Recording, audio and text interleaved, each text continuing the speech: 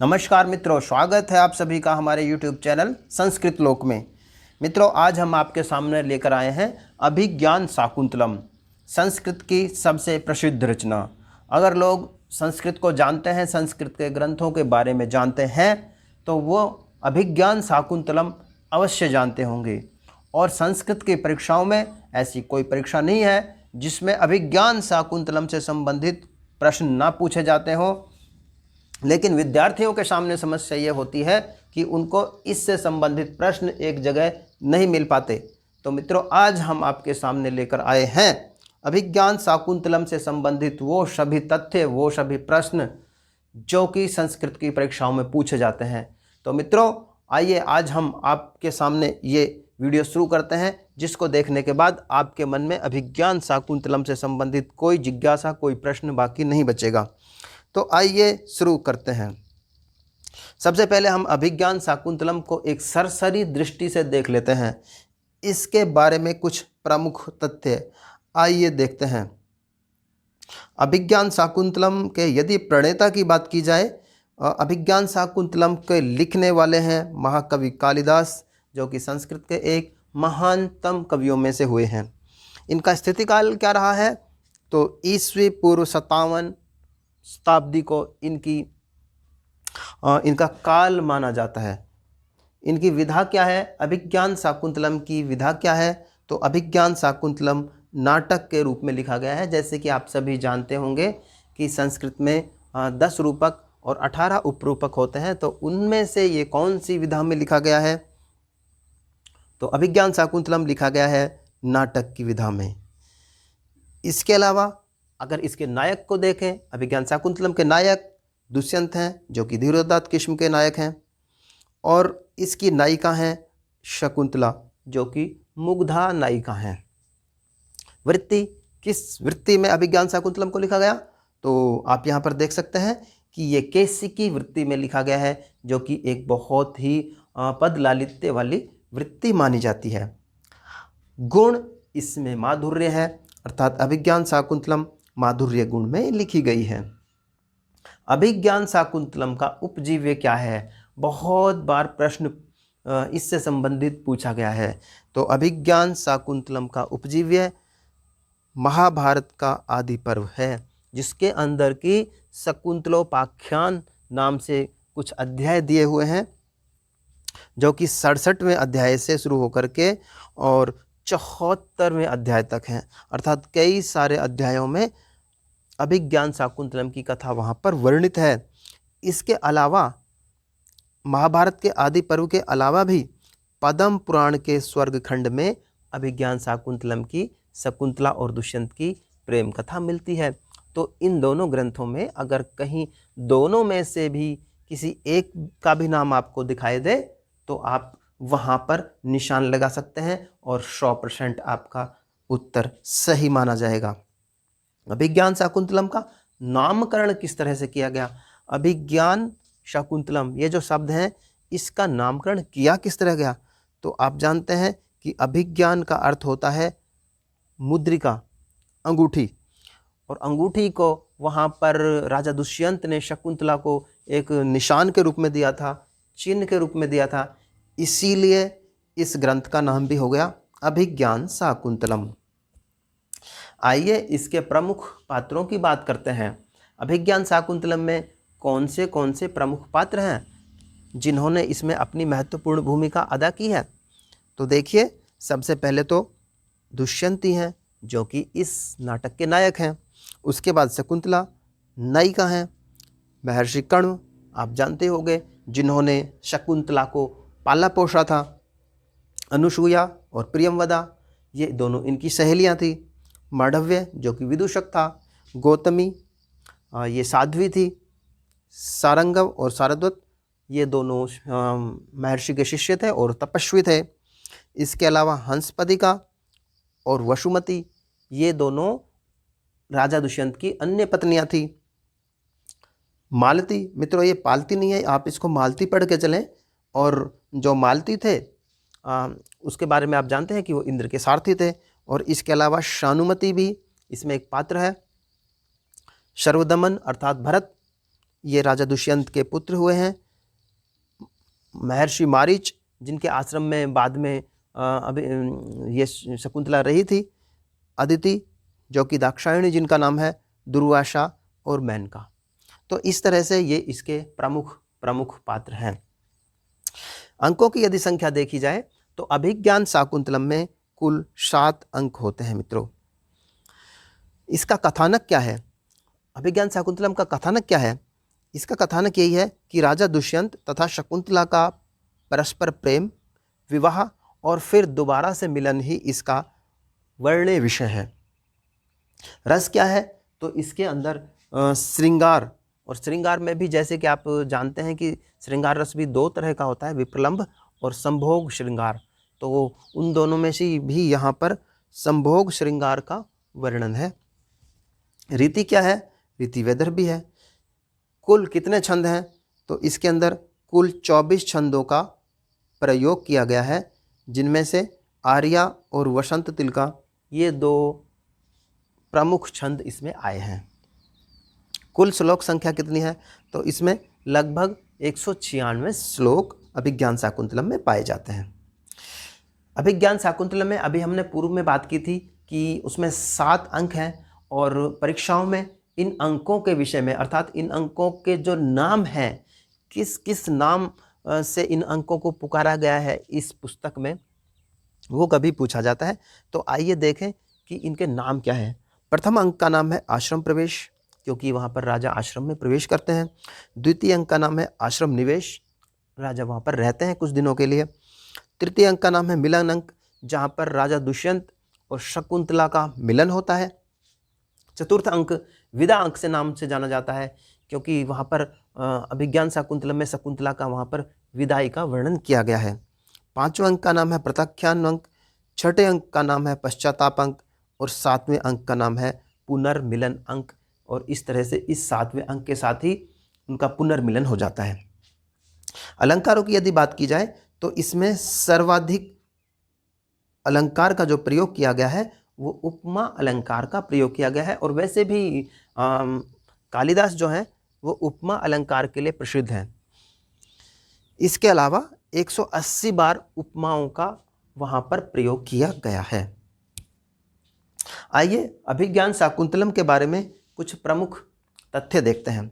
अभिज्ञान शाकुंतलम के विषय में एक श्लोक प्रसिद्ध है, जिसमें है अस्पृष्ट दोषा नलनीव दृष्टा हारावलीव ग्रथिता गुणोदय प्रियांक पालीव विमृदा हृदयान कालिदास सदा परस्य वाणी। और ये जो ग्रंथ है यह कालिदास का सर्वाधिक प्रसिद्ध नाटक है। भारतीय आलोचकों ने तो इसे नाटक साहित्य में सर्वश्रेष्ठ बताया है। और कहा गया है काव्येषु नाटकम रम्यम तत्र रम्या शकुंतला। पश्चिमी विद्वानों ने भी अपनी दृष्टि से इसे अत्युत्तम नाटक माना है। केवल भारत के ही नहीं, विदेशों के भी जो पश्चिमी विद्वान हैं उन्होंने इस नाटक को बहुत ही उत्तम माना है। आइए विदेशी विद्वानों का इसके विषय में क्या विचार है उसको भी थोड़ा दृष्टिपात करते हैं। अभिज्ञान शाकुंतलम नाटक की नाट्य कला पर मुग्ध होकर एक जर्मन आलोचक ने ठीक ही कहा है कि अंग्रेजी नाटककार शेक्सपियर के सारे नाटक एक तरफ रख दिए जाएं और कालिदास का एक ही नाटक अभिज्ञान शाकुंतलम दूसरी तरफ रख दिया जाए, तब भी शेक्सपियर के सारे नाटक कालिदास के एक नाटक अभिज्ञान शाकुंतलम की बराबरी नहीं कर सकते। इसके अलावा विश्वविख्यात जर्मन कवि गेटे ने इस नाटक का अनुवाद पढ़ा और भाव विभोर होकर कहा था कि यदि स्वर्ग और पृथ्वी की बातें एक जगह देखनी हो तो अभिज्ञान शाकुंतलम का अध्ययन करो।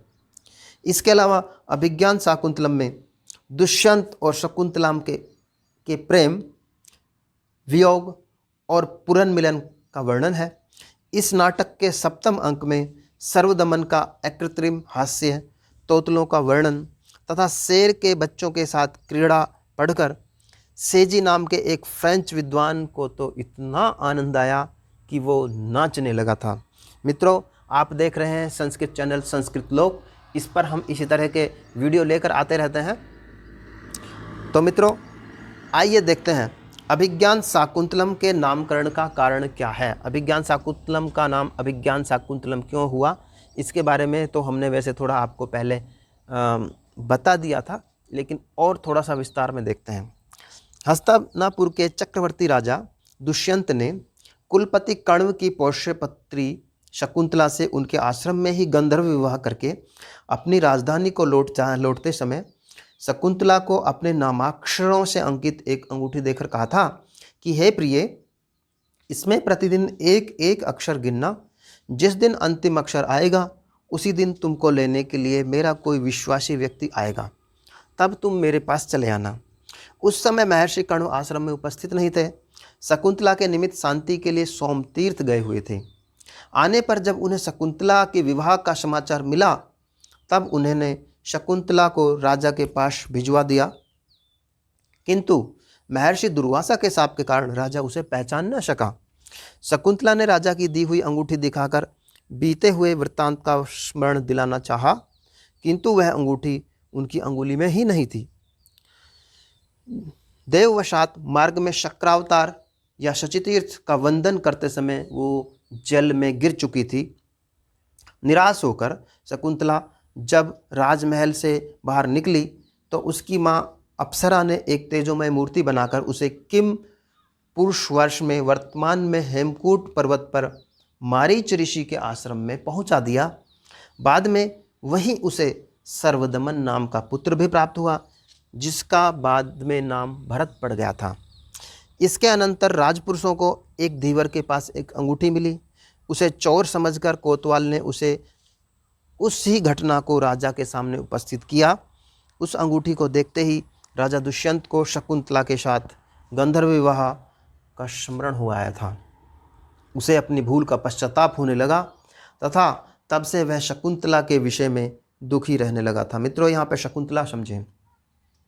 इस प्रकार इस नाटक के पंचम अंक में अंगूठी रूपी अभिज्ञान से शकुंतला के पहचाने जाने के वृत्तांत के कारण इस नाटक को अभिज्ञान शाकुंतलम कहते हैं। मित्रों, इस तरह से हमने ये देखा कि इसको अभिज्ञान शाकुंतलम क्यों कहा जाता है, क्योंकि इसमें एक अंगूठी है जिसको अभिज्ञान के लिए दिया गया था, पहचान के लिए दिया गया था, और बाद में उसी से राजा को वापस शकुंतला की याद आई थी। इसका कथा सार क्या है कि किस अंक में क्या कथा वर्णित की गई है? संस्कृत की परीक्षाओं में इस तरह के सवाल भी बहुत पूछे जा रहे हैं कि प्रथम अंक में क्या कथा है, या कभी कभी कोई घटनाक्रम देकर पूछ लिया जाता है कि इस तरह का घटनाक्रम अभिज्ञान शाकुंतलम के किस अंक में है। तो आइए हम सातों अंकों की कथा को सिलसिलेवार एक एक करके पढ़ते हैं। उससे पहले मित्रों, यदि आपको ये वीडियो पसंद आ रहा है तो आप इसको लाइक कर दें। आप हमारे चैनल को सब्सक्राइब कर लें जिसका नाम है संस्कृत लोक, क्योंकि इस चैनल पर हम इसी तरह के वीडियो लेकर आते रहते हैं। कथासार पहले अंक का हम सबसे पहले देखते हैं। तो पहले अंक में हस्तिनापुर के राजा दुष्यंत आखेट करने के लिए वन में जाता है और संयोगवश महर्षि कण्व के आश्रम में शकुंतला से साक्षात्कार करता है। उसकी जन्म कथा सुनकर उसके हृदय में शकुंतला के लिए अनुराग उत्पन्न हो जाता है, अर्थात राजा दुष्यंत के मन में शकुंतला के लिए अनुराग उत्पन्न हो जाता है। यह प्रथम अंक की कथा है। द्वितीय अंक में ऋषियों की प्रार्थना पर आश्रम की रक्षा के लिए वो स्वयं वहीं रुक जाता है, अर्थात राजा दुष्यंत वहीं रुक जाता है। तृतीय अंक में राजा और शकुंतला का समागम हो जाता है, अर्थात शकुंतला और राजा इकट्ठे हो जाते हैं और वो एक दूसरे से अपने प्यार के विषय में कह देते हैं। चतुर्थ अंक में कण्व तीर्थ यात्रा से लौटकर आश्रम में आते हैं और आपन्न शत्वा शकुंतला को गौतमी, शारद्वत और शारंगव नाम के 2 शिष्यों के साथ हस्तिनापुर भेजते हैं। शकुंतला का आश्रम में जाने का दृश्य बड़ा ही कर्णोत्पादक है और इसी अंक में वो 4 प्रसिद्ध श्लोक हैं जो महर्षि कण्व उनमें से कुछ श्लोकों को बोलते हैं। पंचम अंक में शकुंतला हस्तिनापुर में पहुंचती है, परंतु दुर्वासा के अभिशाप के कारण राजा उसे पहचानता नहीं। इस प्रत्याख्यान के बाद ऋषियों के चले जाने पर शकुंतला को कोई दिव्य ज्योति उठाकर आकाश में ले जाती है और मारीच के आश्रम में वह अपनी माता मेनका के साथ निवास करती है। षष्ठम अंक में राजा की नामांकित अंगूठी मछुआरे के पास से राजा को मिलती है, जिसे देखते ही शकुंतला को दुष्यंत की स्मृति हो आती है। वह अपनी प्रियतमा के प्रत्याख्यान से अत्यंत विह्वल हो जाता है और सप्तम अंक में इंद्र की सहायता के लिए वह अर्थात राजा स्वर्गलोक को जाता है। सप्तम अंक में ही दुष्यंत विजय प्राप्त कर स्वर्ग से लौटता है और मारीच आश्रम में अपने पुत्र तथा प्रियतमा का साक्षात्कार करता है। इसी मिलन तथा मारीच के आश्रम के साथ मारीच के आशीर्वाद के साथ ही नाटक का समापन हो जाता है और इस तरह से हम देखते हैं कि ये नाटक एक सुखांत नाटक में बदल जाता है। मित्रों, आइए अभिज्ञान शाकुंतलम के जो प्रमुख पात्र हैं उनके विषय में हमने थोड़ा थोड़ा प्रारंभ में देख लिया था। अब हम उनको विस्तार से देखेंगे, क्योंकि इनके बारे में भी परीक्षाओं में प्रश्न पूछे जाते रहे हैं। आइए हम देखते हैं। सबसे पहले वहाँ पर सूत्रधार नाम से एक आता है। नाटक का ये आरंभ करने वाला है, प्रधान नट है और ये रंगमंच का अध्यक्ष है। इसके बाद दुष्यंत जो कि नाटक का नायक है, हस्तिनापुर का राजा है। सूत दुष्यंत का सारथी है, जो कि दुष्यंत के साथ आता है और वो दुष्यंत के रथ को चलाता है। विदूषक जिसका नाम कि माधव्य है, यहाँ पे माधव्य लिखा हुआ है मित्रों, आप उसको माधव्य समझें। ये दुष्यंत का अंतरंग मित्र है और हास्यकारी है, हमेशा ये हंसी दिलाता रहता है। महर्षि कर्ण जिनको काश्यप भी कहा गया है, ये आश्रम के कुलपति हैं, शकुंतला के पालक पिता हैं और धर्मपिता भी हैं। मारीच जो कि एक महर्षि हैं, देवों और राक्षसों के पिता हैं और इनको प्रजापति कहा जाता है। भरत जिनका नाम कि सर्वदमन भी है, ये राजा दुष्यंत और शकुंतला का पुत्र है। सौमराज दुष्यंत का पुरोहित है। मातली इंद्र का सारथी है और वेखानस, हारित, नारद, गौतम, सारंगव, सारदत्त शिष्य, ये सभी कण्व के शिष्य हैं जो कि आश्रम में तपस्या करते हैं और तपस्वी हैं। भद्रसेन दुष्यंत का सेनापति है। इसके अलावा और भी कुछ पात्र हैं, जैसे कि रेवतक जिसको द्वारिक भी लिखा गया है, वो राजा का भृत्य है और द्वारपाल भी है। करभक राजा के पास राजमाता का संदेश पहुंचाने वाला सेवक है। कंचुकी या वातायन ये रनिवास की देखभाल करने वाला एक वृद्ध ब्राह्मण है। वैतालिक ये स्तुति पाठ करने वाला चारण या भाट है। श्याल ये राजा का शाला है, ये नगर रक्षाधिकारी है, या इसे आप आजकल की भाषा में कोतवाल भी कह सकते हो। धीवर या मीन पालक एक मछली पकड़ने वाला है। सूचक और जानुक ये दोनों ही पुलिस के 2 सिपाही हैं। इसके अलावा गालव महर्षि मारीच का शिष्य है और पिशून दुष्यंत का मंत्री है। यहाँ तक हमने देखे थे जो कि पुरुष पात्र इस नाटक में आए हुए थे। आइए अब स्त्री पात्रों को देखते हैं। सबसे पहले नटी जो कि सूत्रधार की पत्नी है और नाटक को शुरू करने वाली है। शकुंतला ये नाटक की नायिका है, कण्व की धर्मपुत्री है, दुष्यंत की पत्नी है, मेनका और विश्वामित्र से उत्पन्न एक क्षत्रिय कन्या है। अनुसूया शकुंतला की अत्यंत प्रिय और अंतरंग सखी है और प्रियमवदा भी शकुंतला की सखी है। ये दोनों ही, प्रियमवदा और अनुसूया, इनके बारे में हम पहले देख चुके हैं कि ये दोनों ही शकुंतला की प्रिय सखियां हैं। गौतमी कण्व के आश्रम की अध्यक्षा है तथा एक वृद्ध तापसी। अदिति या दाक्षायणी महर्षि मारीच की पत्नी है। शानुमति मेनका की सखी है और ये अप्सरा है। परभृतिका और मधुरिका ये दोनों ही राजा की सेविकाएं हैं। चतुरिका उद्यानपालिका है, राजा की उद्यानपालिका है। वेत्रवती या प्रतिहारी राजा की द्वारपालिका है।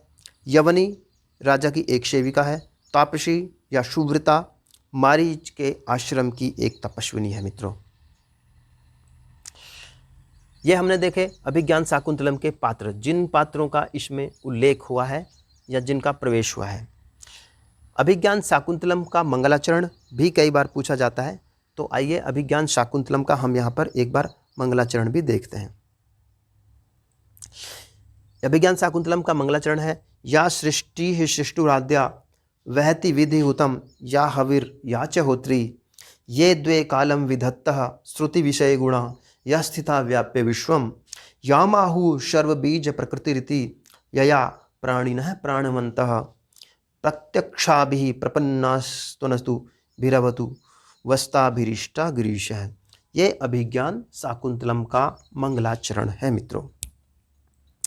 अभिज्ञान शाकुंतलम का भरत वाक्य क्या है?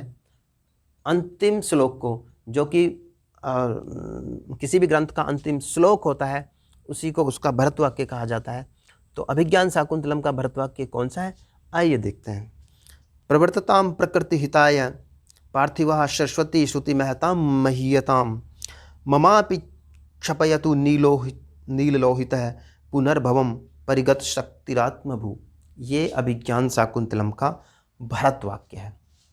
मित्रों, आप देख रहे हैं संस्कृत चैनल संस्कृत लोक। तो मित्रों, यदि आप संस्कृत के विद्यार्थी हैं और संस्कृत की परीक्षाओं की तैयारी कर रहे हैं, तो आपके लिए ये चैनल बहुत ही ज़्यादा लाभकारी होने वाला है। आपसे निवेदन है कि अगर आप संस्कृत के विद्यार्थी हैं तो आप इस चैनल को सब्सक्राइब कर लें, क्योंकि हम यहाँ पर लेकर आते रहते हैं इसी तरह के बहुत सारे वीडियो। तो मित्रों, आज के लिए इतना ही। जल्दी ही मिलेंगे आपसे किसी नए टॉपिक के साथ, नए वीडियो के साथ। तब तक के लिए नमस्कार मित्रों।